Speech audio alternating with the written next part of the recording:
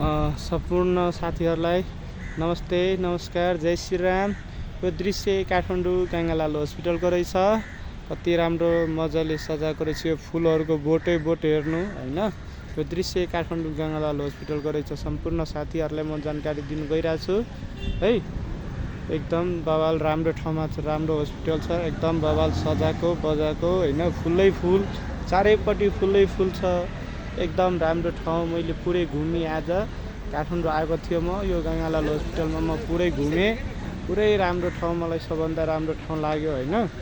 एकदम राम्रो छ हेर्नु, एकदम राम्रो छ। हस् त, सानो भिडियो बनायो सबै साथीहरूलाई, सबैजनाले दया माया गर्नु होला।